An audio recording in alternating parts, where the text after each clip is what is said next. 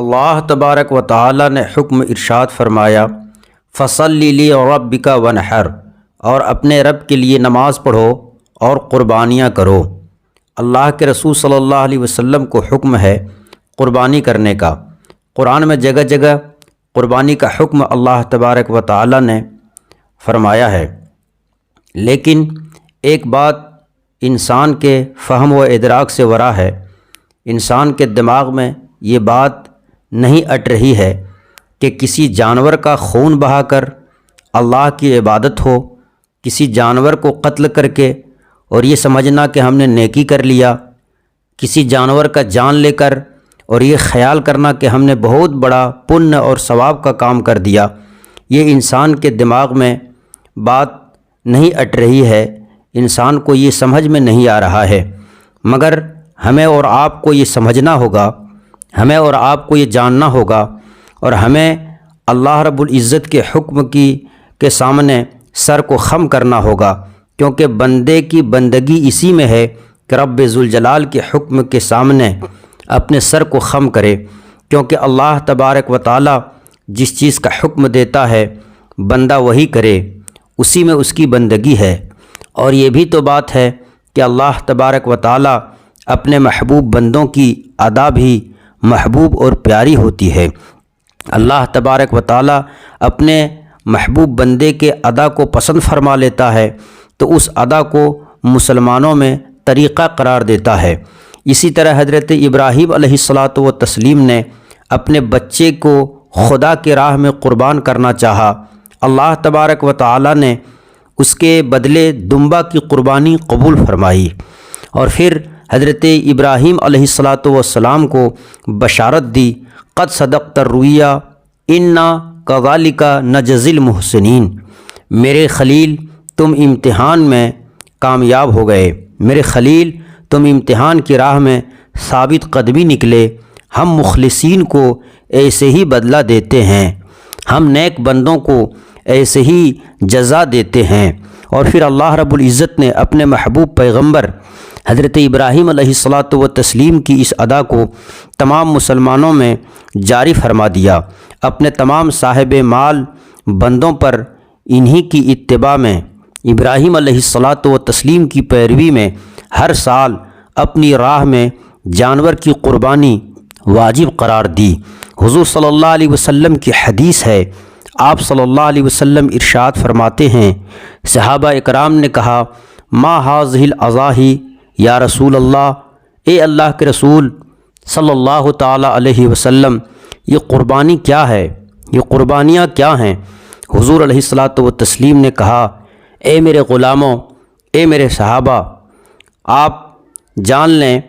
کہ یہ قربانیاں جو تم کرتے ہو سنت ابیکم ابراہیم،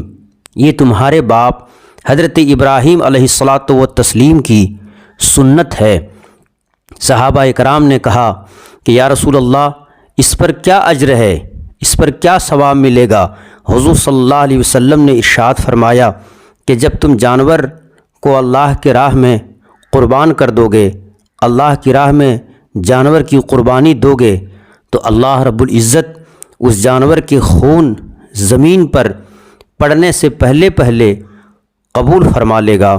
اس کی قربانی رب کے حضور منظور اور مقبول ہو جائے گی، اور اس کے عوض میں اللہ تبارک و تعالی جانور کے بدن میں جتنا رواں ہے، جتنے بال ہے، ہر بال کے عوض میں اللہ تبارک و تعالی تمہیں نیکی عطا فرمائے گا،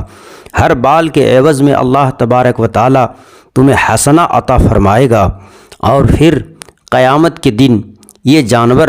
تمہیں سواری کے کام آئیں گے۔ صحابہ اکرام بہت خوش ہوئے اور کہا، یا رسول اللہ صلی اللہ علیہ وسلم، پھر اس سے بڑھ کر اور سعادت مندی کی بات کیا ہو سکتی ہے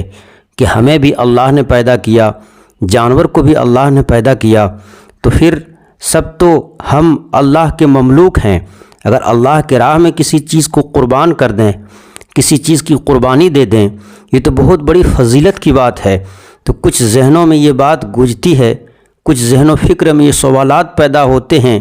کہ جانور کی قربانی کرنا، ایک دنوں میں اتنے جانور کی جان لے لینا، یہ تو بہت بڑا پاپ اور بہت بڑا ظلم ہے۔ نہیں پیارے، یہ ظلم نہیں ہے۔ رب ذوالجلال کے راہ میں کسی چیز کو قربان کرنا یہ کار ثواب ہے، یہ ثواب کا کام ہے، اس سے ثواب ملتا ہے، اس سے نیکی ملتی ہے۔ آپ جانیے وہ جانور جسے آپ قربان نہیں کریں گے اسے بھی ایک نہ ایک دن موت آئے گی، وہ بھی کہیں نہ کہیں ایک دن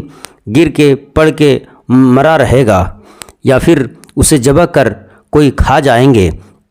اس سے بڑھ کر اور فضیلت کیا ہوگی کہ آج ہی اس کی قربانی رب کے حضور ہو گئی اور مسلمانوں نے اسے تبرک اور شیرنی بنا کر